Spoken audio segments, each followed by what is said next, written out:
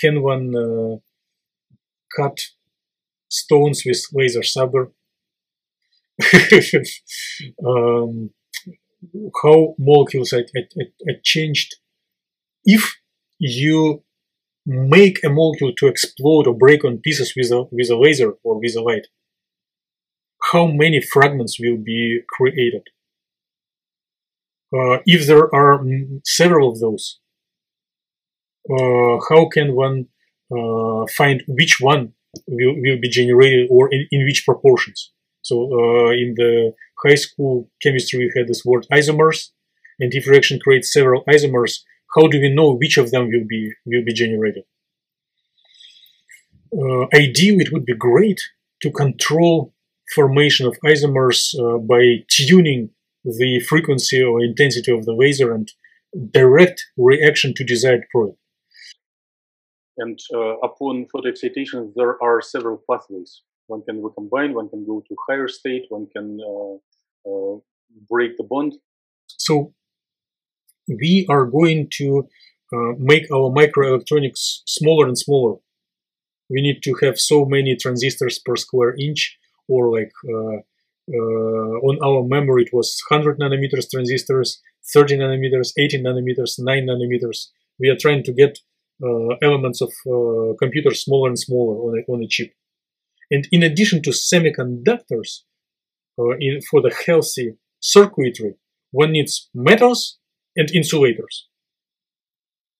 So nano semiconductors are fine, nano metals are fine, but nano insulators was a challenge.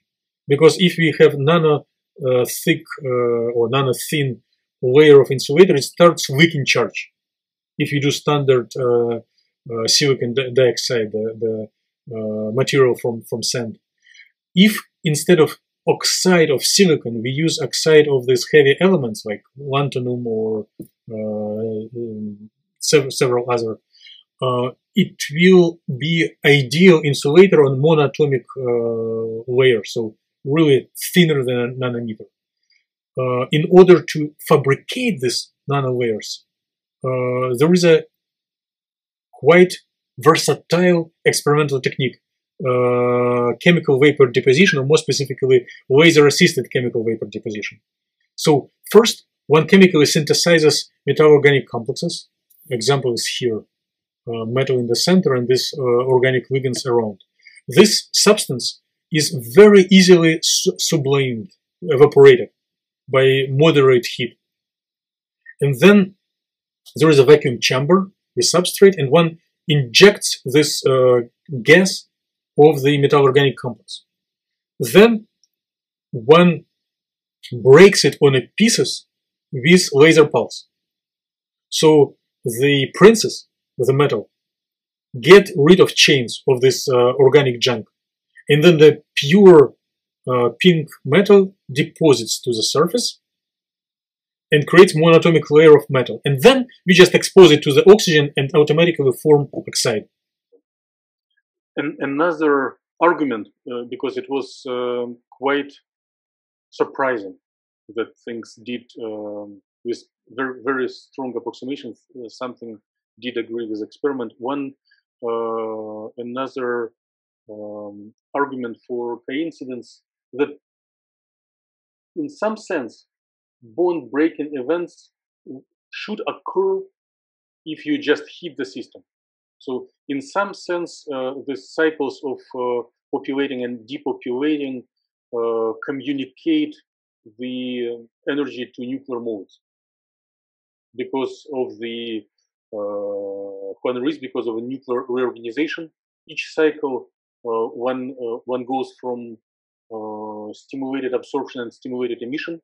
So net amount of excitation stays constant. It doesn't accumulate electronic energy, but during the period when it is excited and de-excited, there is accumulation of nuclear elongation and nuclear kinetic energy that would break the bonds that are the loosest, the weakest. We did check if one can reproduce the experiment by numerical modeling of just ramping up heat, and then it gives different fragments. It goes through different reaction pathways. So there is something inside the methodology that we practice. It is not just heating, but the main thing is how to communicate energy that will break the bonds. Right. Like I think if you just heat it, then kind of deposit this excess kinetic energy in all modes kind of equally. But if you do follow some photoexcitation process, then you channel it to particular modes. I like your interpretation. So it is targeted excitation of a specific nuclear mode.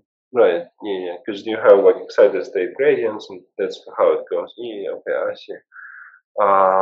All right. Yeah.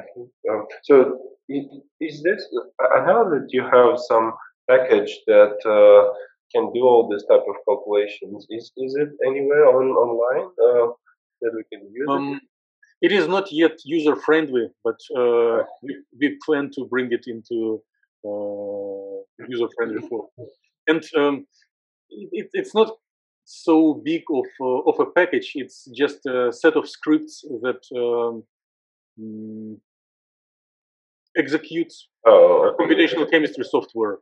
So right now we are executing WASP as a tool, but it can be basically going through executing another pieces of software multiple times during the simulation. So maybe it is the most interesting thing. We are considering photo-induced decomposition of metal-organic complexes with lanthanum and some organic shells.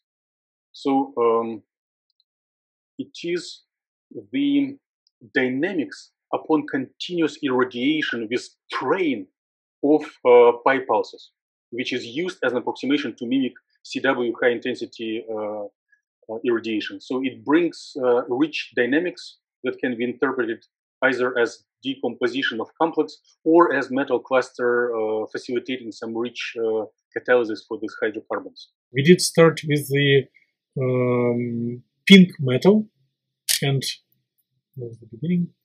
The 5 carbon molecules which are ligand, so organic ligand near the metal ion, and then we repeatedly excite and de-excite it so that it accumulates kinetic energy and experiences breaking on pieces. So it breaks carbon bond and then experiences rich chemistry, which can be also interpreted as metal ion catalyzes rich hydrocarbon transformations. So if we look onto stages of the photoreaction and convert masses of the fragments developed at each stage into this distribution, then first stage we go from the heaviest component to the like this, from 5 carbons to 3 and 2 carbons. You see these components.